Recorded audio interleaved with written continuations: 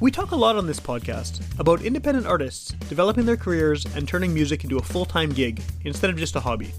One aspect that we don't discuss enough is the financial side of things. I'm not an expert in that department, but here's a guy who is. Trevor Fischer of Way2 Wealth Management is a local certified financial planner who can help you start planning your financial independence. Although Trevor was recommended to me by some local musicians and past guests on the show, he can also help young people plan for their financial future, help those close to retirement map out their next steps, get young families on the road to success, and more. Call Trevor at 204-471-3011 or email him at trevor@way2wealth.ca to get your finances on the right track today. All mutual funds provided through Fundex Investments Incorporated.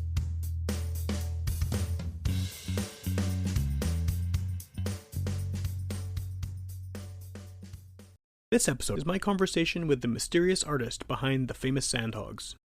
It's conducted over the phone to retain the mystery around the artist and who he actually is. He played a show for the first time just a few weeks ago, but even then he was masked, and despite talking to him for almost an hour, I'm not any clearer on his identity. The Sandhogs have been releasing music over the past few years, and it's quite a prolific catalogue. And it's not just a series of releases. There's a level of detail and intricacy and research that goes into these projects that is above and beyond what most bands do. There's a lot of historical background, there's a lot of depth of information about the subjects he's singing about, and in one case, which we get into in detail on the podcast, there's actually a full-fledged choose-your-own-adventure style board game, which I had the pleasure to play a few months back when he mysteriously left it on my doorstep. So it's easy to think of the Sandhogs as just a local artist, but it's more than just music. There's a lot more involved here, and it was really cool to talk to him, and despite not knowing who he actually is, to get a bit of extra information about what he's doing and why. And you'll hear a few songs from the various Sandhogs projects, but I think in order to fully appreciate what he's doing, if this is your first time hearing him, you should really seek out that game I was talking about. And you can get all the information about the game online. He does make custom copies, in a box with the dice and everything else, now and then, but you can definitely get all of the information you need from the download, and you can download all the cards, you can print them out, you can print out the instructions, everything you need, and it's really, really cool. I've often thought it would be fun to record a choose-your-own-adventure style album, but I was never really sure how to pull it off, and he's done this in a really creative way, and with a lot of historical information about Manitoba history on a topic that I never would have thought of to even look into, let alone delve into with this kind of detail. It's a fun conversation. I love the fact that I don't know who this is, and despite being kind of immersed in the Sandhogs world for the past few years through his various projects, I'm still no closer to figuring out his identity, and I don't think I really want to. So enjoy the show. It's a fun one. And if you know who this is, you're ahead of me in the search for clues about the Sandhogs. You're listening to Garbage Hill, Winnipeg's first podcast network.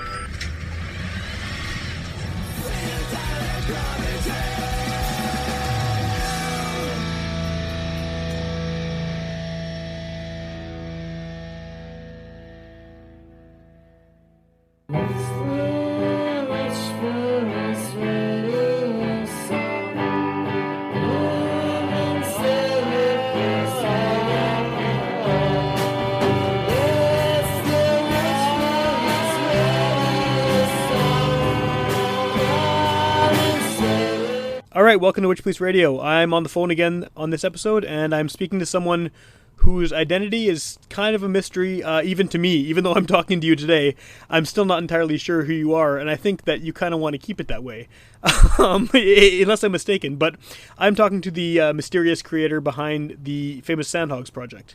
So is that... Yeah, you are, yeah. How do you want me to refer to you? I mean, I know this famous Sandhogs. Mr. Sandhog. Mr. Sandhog, sure, that sounds good. but you can call me Famous, yeah. Okay, Famous, I like that. Yeah, all right. Okay, Famous. So, so just for some context, I don't know if all the listeners are that familiar with what you do, and based on the kind of quantity of stuff you have out there, I'm not even sure if I'm entirely familiar with all of it. But just, from my perspective, you are someone who has been making a lot of really interesting, I was going to call it experimental music, but I don't know if it actually is. But music with really kind of a deep mythology and story behind it. And you've released a lot of content out there that is all sort of tied in. A lot of it's tied in one way or another. And then you also have made a really ambitious choose your own adventure board game sort of project. So there's a lot to delve into there. But maybe if you want to just, in your own words, describe what the Famous Sandhogs is and what you're trying to do with the project. It's mostly a way to tell stories. Okay. So I like writing stories, and I use that as the basis for what the songs are about. Sure. So I don't really sing about myself. I sing about other people, and I make stories up, and I gather disparate types of information, and I mash it together in a weird mix, and then I record the songs in my basement. Okay. But that sounds almost like a simplified version of what it is you do, because, a lot of people will write songs and record them telling other people's stories, but you have a whole mythology behind what you do it's really detailed, and there's a level of work to it that I think is maybe exceeds what most people will put into a project like this. Is that fair to say? It's definitely, it's definitely a lot of work. But each one actually gets easier. Okay. That's what I found. I started the songs that I was writing kind of expanded into whole album stories, and so I wrote one called Runji and the Marquis of Melons, and that was the first full album-length story that I wrote, and I really like that method. Yeah, I think you can get into a lot more nuance in things like morality or death or whatever these huge subjects are that in a single song you can barely you can barely get the surface of it. Sure. And if you create a whole album about those characters, they become much more complicated, and they become, I think, much more interesting as a result. Okay. And a lot of your projects come with fairly detailed supplemental material, I guess. The actual story written out in multi-page form. Is that the starting point? Like, do you write the story first and then sort of find a way to convert that into a musical form, or is it all sort of happening at once? No, I have a process. So I write out the story first. So I collect. The longest part is the data gathering stage, I find. Okay. So reading all about Norman Criddle or about the Ukrainian history in 1648. Right. That takes a lot of time. Yeah, believe it, for sure. Yeah. The story writing is the fun part. Yeah. I guess the recording of the music is fun as well, but it's a different kind of fun. It's not as I guess it's not as demanding. Right. Making the music, it's fun. That's where I get to actually play. How do you distill that lengthy story though into a 4-minute song, and then you have to kind of fit the whole storyline across the course of an album, right? There's a lot of detail in the written part that obviously you can't necessarily put through onto yeah. Well, and that's what I found. I didn't do that with Bo Honky Tonk, my Ukrainian opera is how right. Right. Those are long songs. It's like 6-7 minutes of me, I guess, singing constant verses, and I thought that was interesting at the time. Just like an unrelenting story that progresses more and more and more and more and more. Yeah. And you sort of go down this rabbit hole of narration, and that's hard to do consistently. I believe it for sure. So, yeah. So then I found myself sort of hacking away at the bits of the story that don't add anything. Okay. To the narration, and so that's the distilling part that I do now, and I think I got fairly good at that. It sounds like it. I mean, it sounds like you have it kind of down to a science at this point. Is there a challenge to, because first of all, you're taking from a larger story and distilling that down into, snack-sized pieces. Is there a challenge to make each one of those work as a standalone piece of music as well? Because that was the thing that really sort of struck me, is that the songs work as songs, whether you have the full picture or not. Like, how do you make that happen without having the context? If someone's just hearing a 4-minute chunk of a 20-track story, how do you make that one chunk palatable without having interesting or at least have some form of context to it? Yeah, exactly. Yeah. Or that it can stand alone, even though it's obviously part of a larger piece, right? Having really good imagery, or the way that you describe things, I think is one way to do it.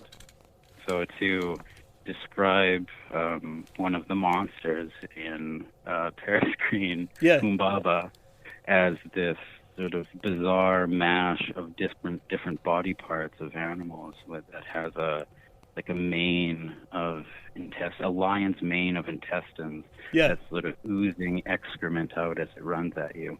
I think that paints a really good picture, and so that's really all you need. Sure. Do you think of them as... Sorry, go ahead. Oh, no, yeah, no, I was done. Okay.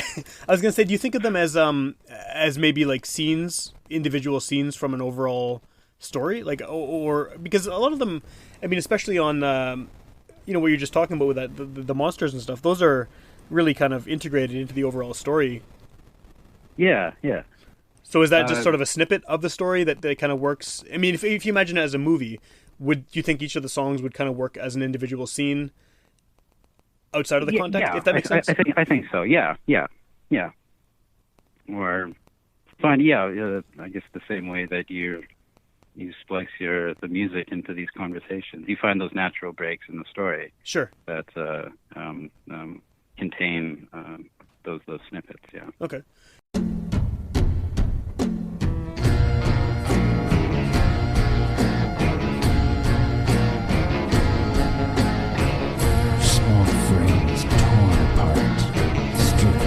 Ripped in handfuls of blue meats. You raise a butterfly in the sky, catching like a fly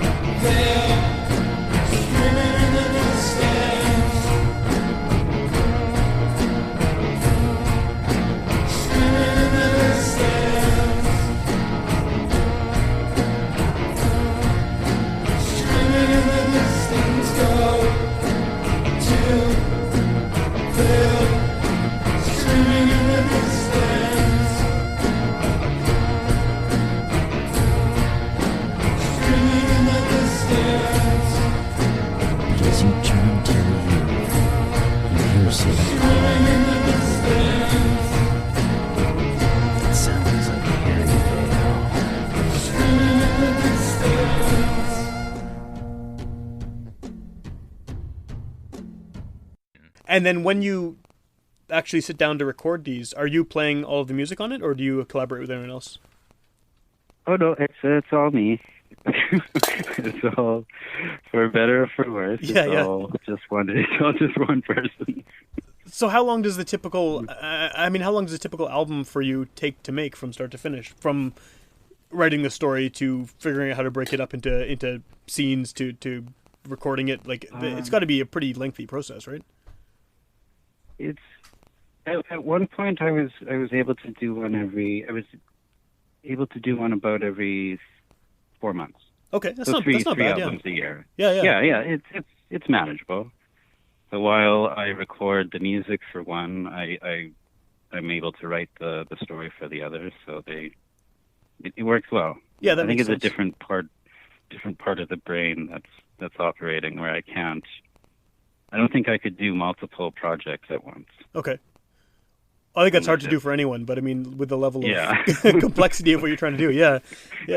So was the anonymity of it, was that always kind of built into the project, or did you just sort of put it out there and then decide to sort of keep your own, I guess, real life self separate from? That was a coincidence at first, but Okay. then I kind of liked it and so kept going. But yeah, no, I enjoy not having people know who I am. Actually, I think that's better for me, so that I can keep my job. Yeah, for sure. Have you had people, are people trying to figure out who you are? Has that been an issue at all? Or are people just sort of content to accept it at face value that you're this anonymous person who is doing this project? Oh, I hope people don't try to figure out who I am. that would ruin it. Yeah, right. To kill the mystery, right? Yeah. Yeah.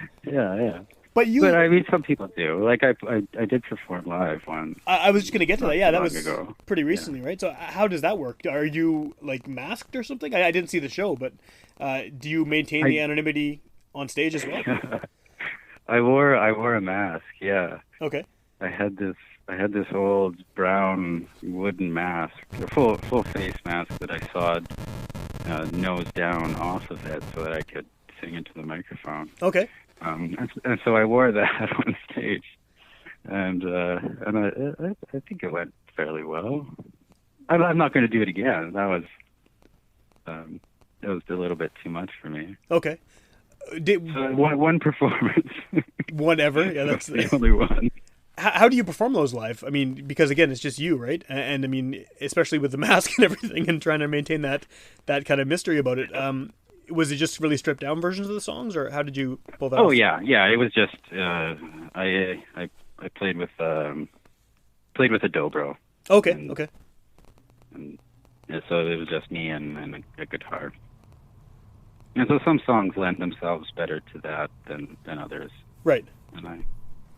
And did you sort of just pick and choose from throughout the catalog for that, or did you play songs that fit together as a story? No, I just random songs that I thought I could sing well. Yeah.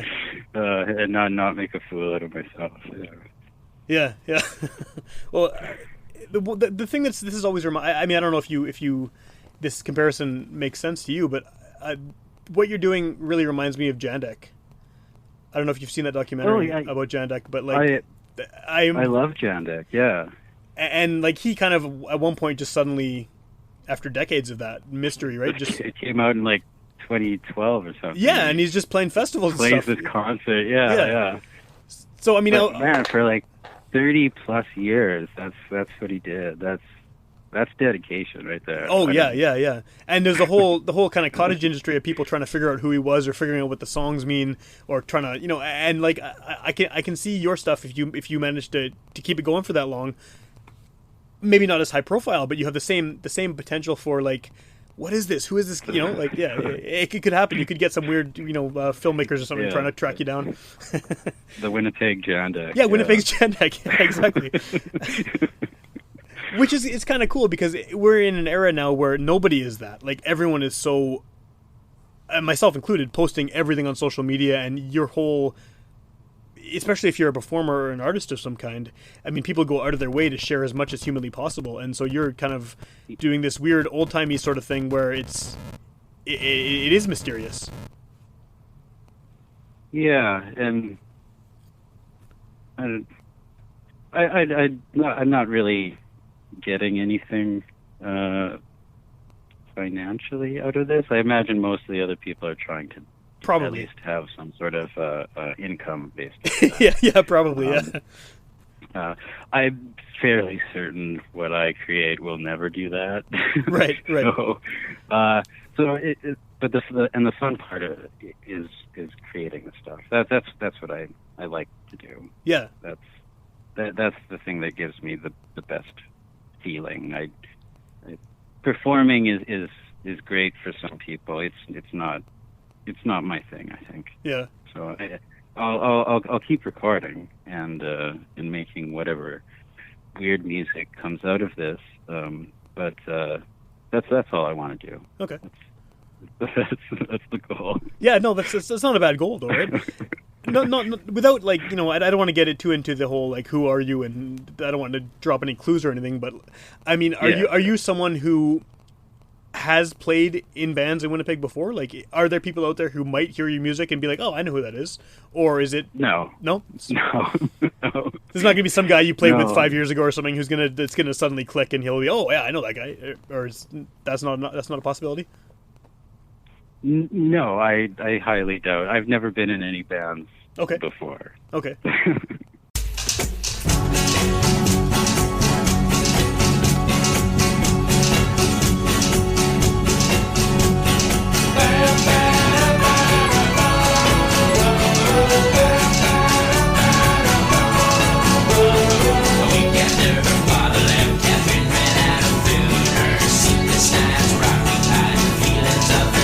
She locked herself up outside her parents' empty room. Opened that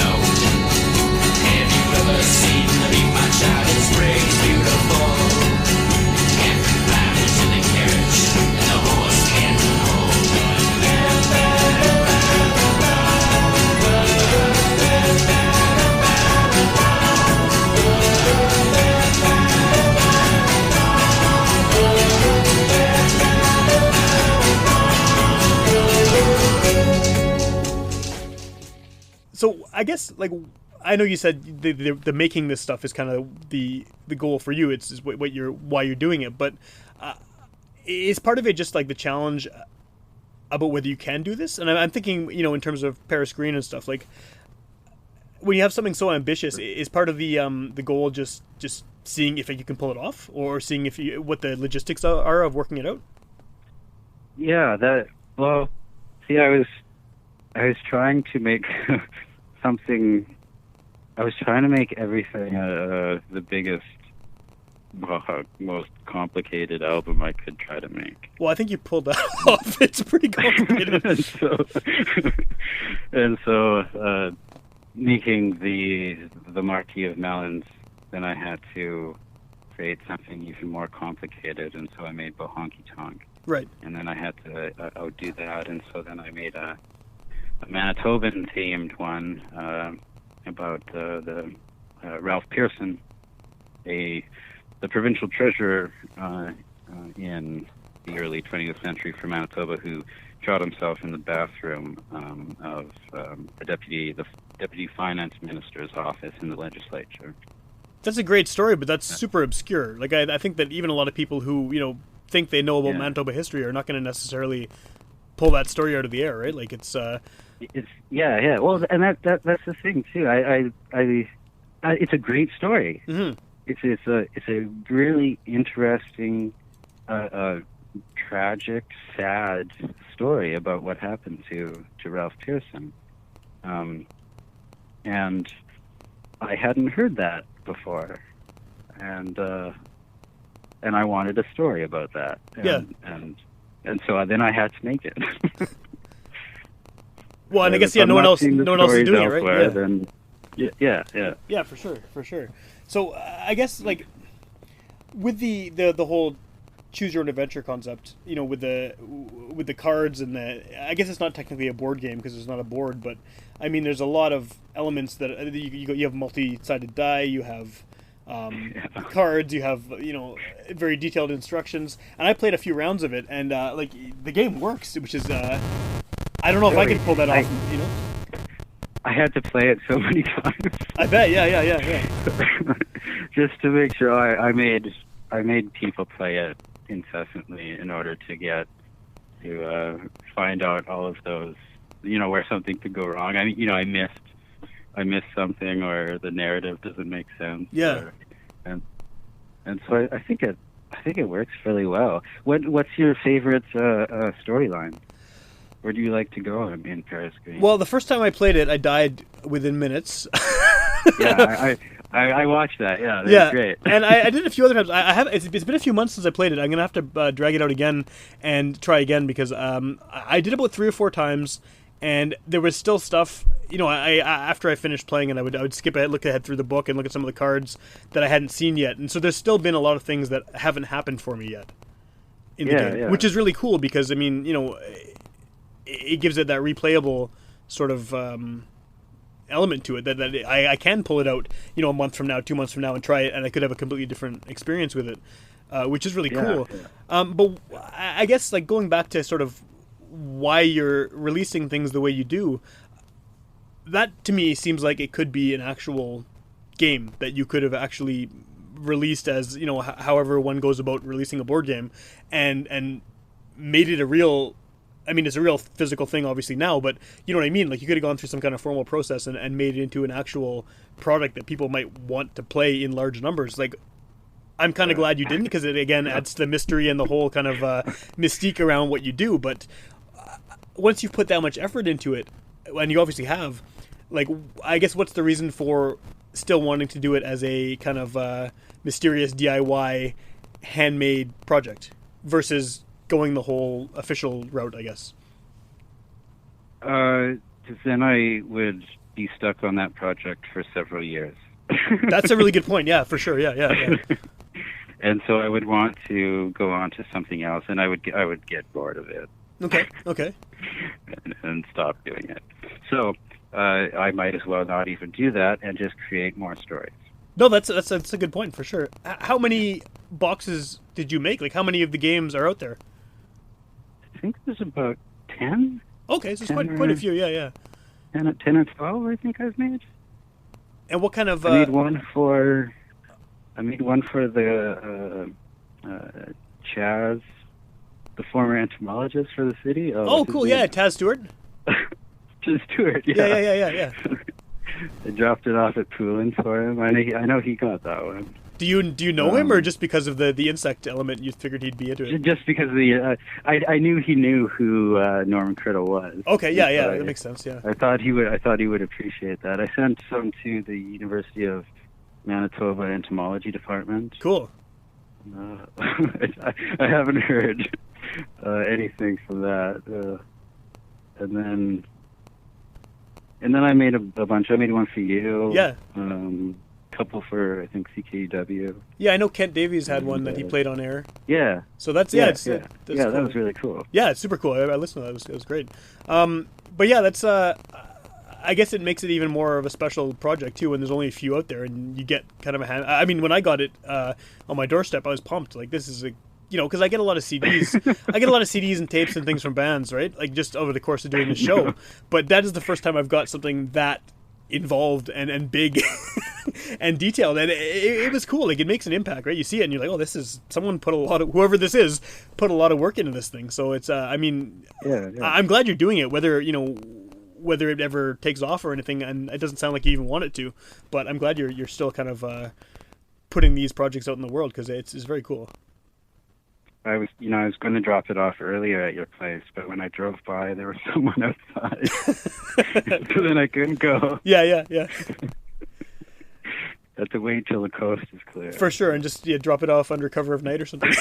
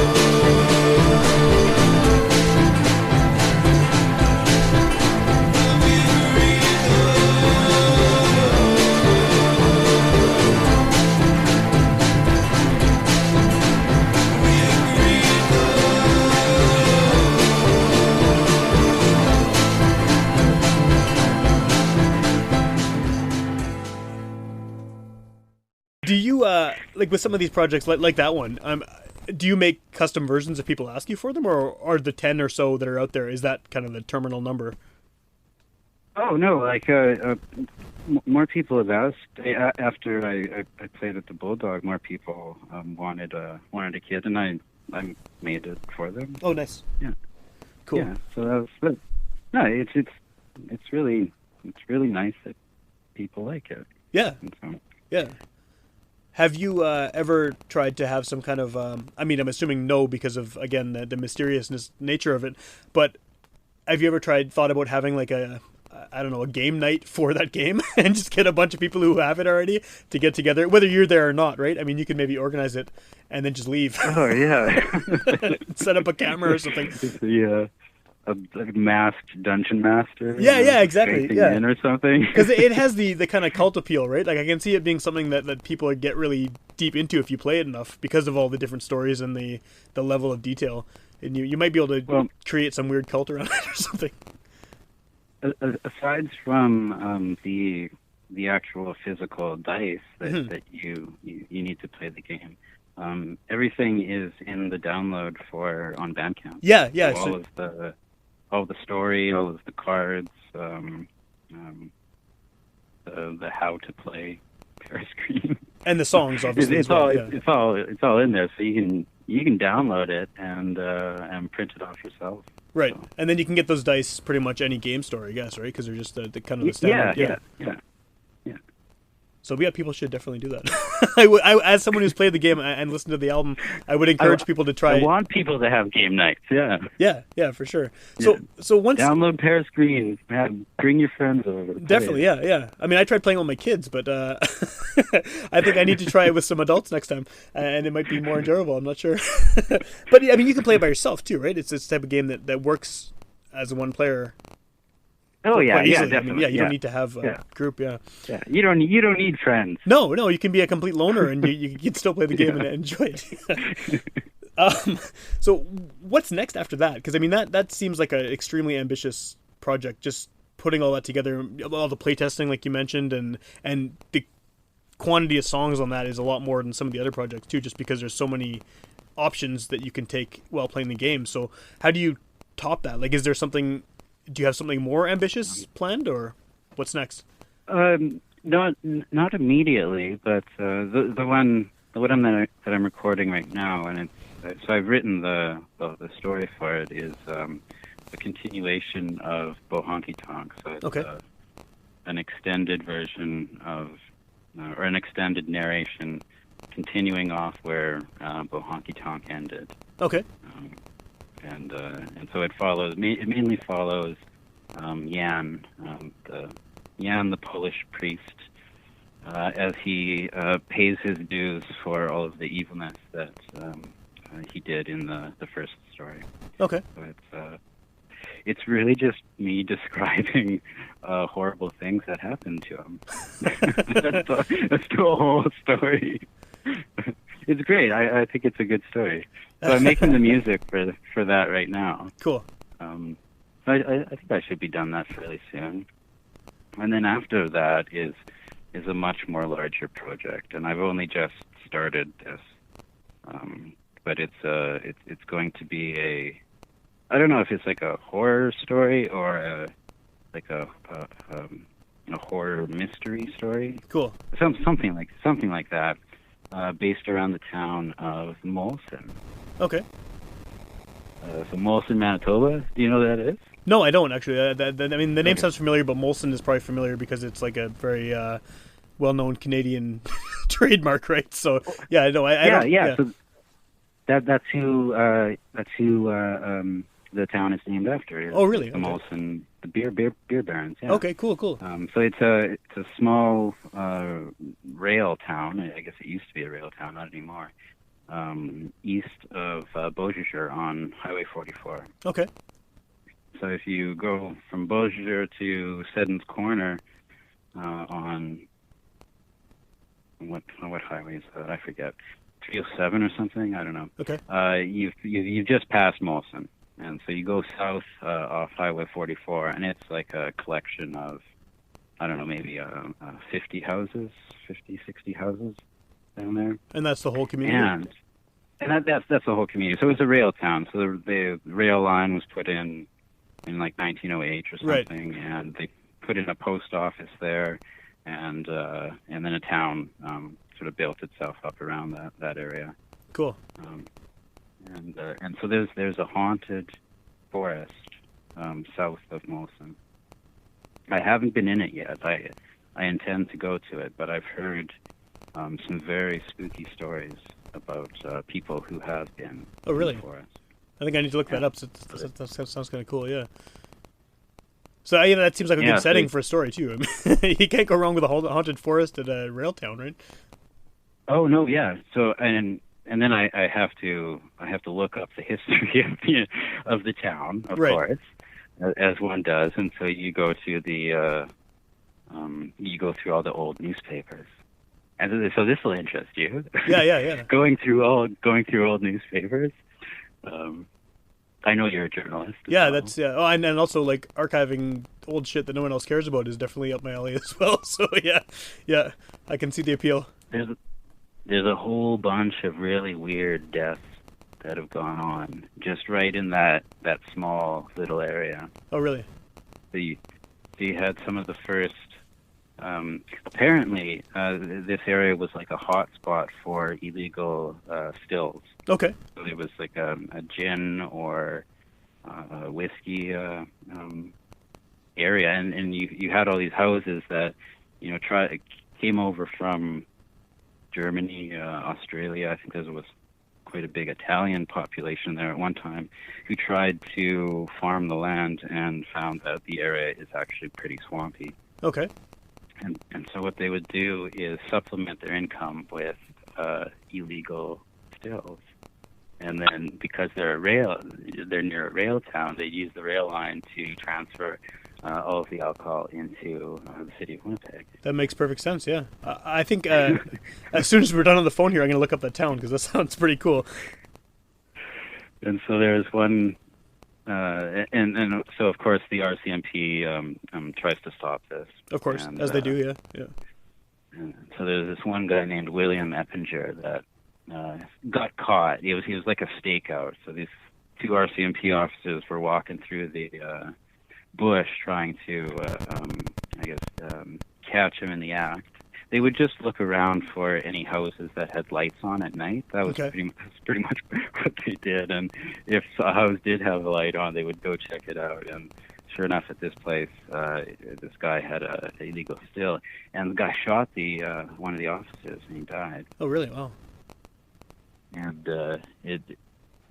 there's a plaque for this officer. His name was Sergeant Richard Nicholson in Lactabani. Okay. Huh. And there's another story about this guy named Thomas Rakosi. I'm just looking at my notes right now. No, that's cool. I don't have all this memorized. How did you even find out about this? Like, just in general, how did you even stumble across this story? Through the Millennium Library newspaper archives. Oh, nice. Okay, so did you know anything about it at first, or you just sort of were looking and you came across it? Well, I was just looking to see the history of the town because I heard all those ghost stories. Right, and so right. I wanted to know more, and then all of these deaths started popping up. And I'm like, oh, okay, I think I got something here. Yeah, for sure. There's the Dougal train crash. I mean, I guess not right at Molson, but the Menaki Special coming back in 1945, and like 23 people died. 31 people were killed. Oh, wow. In the train. These were wooden train cars, and they would still allow them to hang candles as lights inside. So you get a fire whenever there's a crash, I guess? Yeah. So that's how everyone died, was in the fire. Wow. This guy named Thomas Rakosi, he was a farm helper at one of the farms somewhere between Molson and Alma, to the east. And he worked for the Satar family. And he took an axe to all 7 members of the family. Wow. Because of ghosts. Ghosts told him to do it. he was having conversations with the devil, and so he killed all 7 members. He was found walking down the railway tracks in the middle of winter. His feet were frostbitten, and I think he was surviving off of snow anyways. Wow. He walked into a lumber camp, and they recognized his description in the paper, in photographs, but the people working at the forestry operation near there turned him in. These stories are crazy, but I can't believe they're not like common knowledge here, because we have a fairly short history, a recorded history in Manitoba, like to begin with. Yeah, right? It's surprising that this stuff isn't kind of bold-faced news. You know what I mean? Like, I was at the time, obviously, but yeah, it's cool. It's I'm glad someone's looking into this stuff, because yeah, so someone's looking into it obsessively. yeah, no, that's great. That's the way you have to look into that stuff, is obsessively. So just to kind of get off that for a minute, when you have something new that's ready to come out, I mean, because of the anonymity and sort of not being able to market this, I guess, in the traditional way that a local musician would normally do it, because no one knows who you are. How do you get the word out about these projects? At first it was I would get people to hand my CDs to other people at concerts. Okay. That's how I did it. So I get my friends to go give my CDs to people, and that's actually why I'm named the famous Sandhogs too. Okay. When I was doing this, first I would change the name always. So it would always be a different band name. So maybe there's still CDs out there with other names. But what were some of the other names?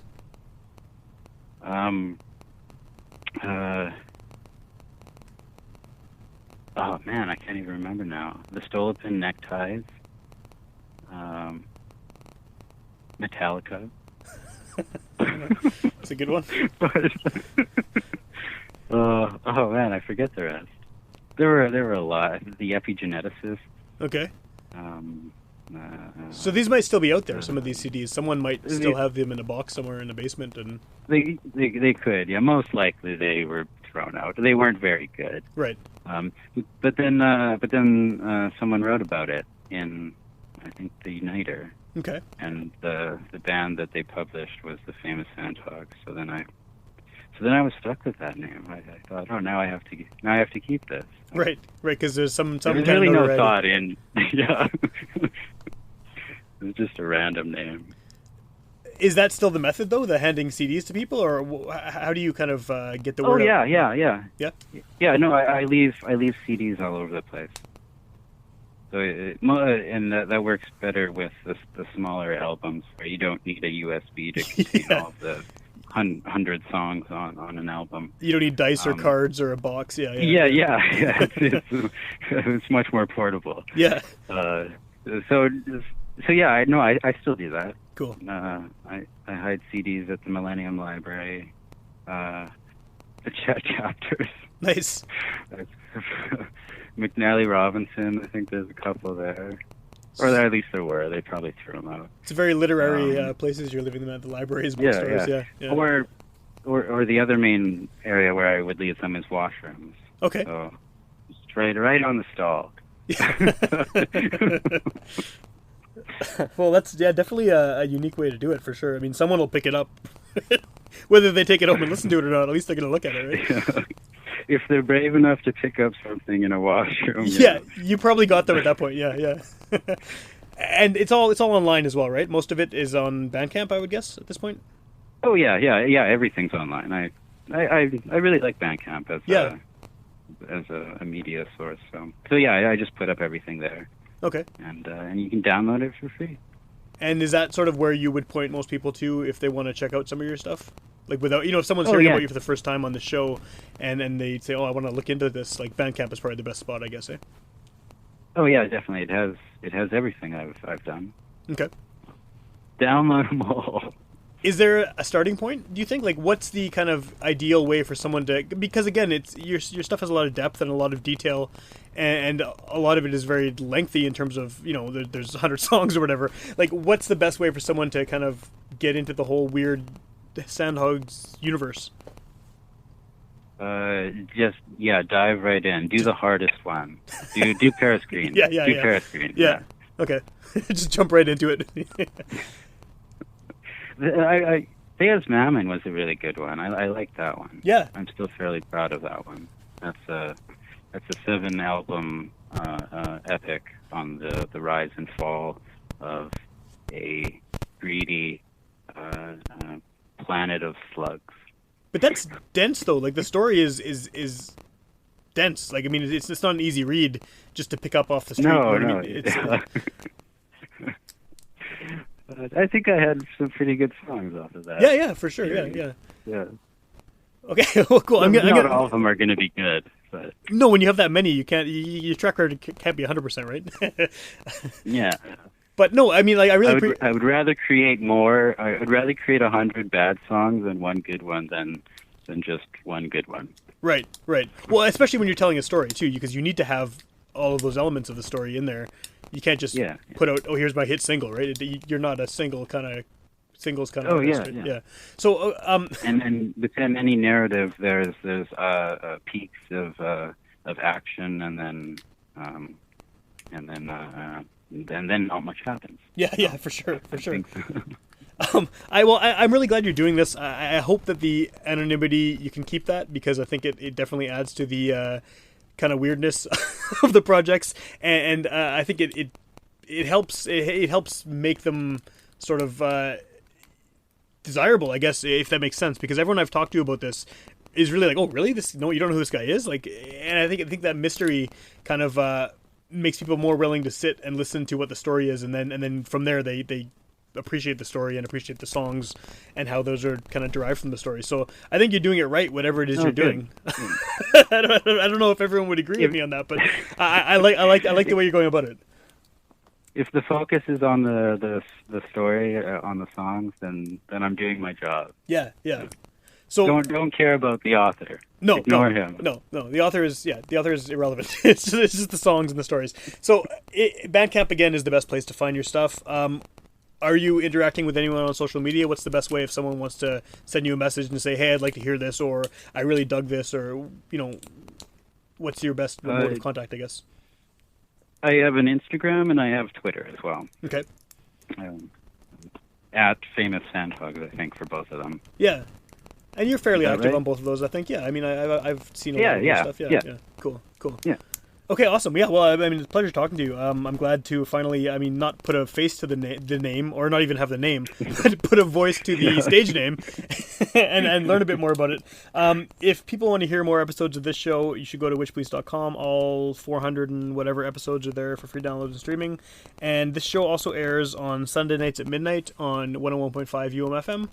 And those are older episodes that get a bit of a boost a few months after they come out in podcast form. So, it's end of summer now. It might not come out until the winter or something, but if someone is at the ideal radio listening time of midnight on a Sunday and they happen to turn on 101.5, they might hear this conversation, and then you can go right out and download Paris Green and print out all the cards and play it that night. So yeah.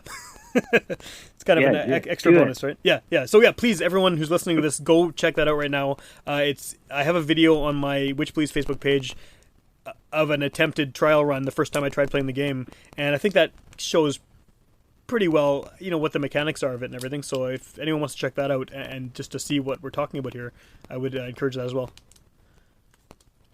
But yeah, that's what I got for you. Again, keep up doing the Sandhogs thing. I'll keep listening. Yeah, well, thanks, Sam. I really appreciate this. Yeah, no, I'm glad to talk to you and find out a bit more, because I've been very interested in this project pretty much since I first heard about it. So yeah, it's cool to to get in touch here. So yeah, thanks again. Oh, that's good to hear. Cool. Thank you very much.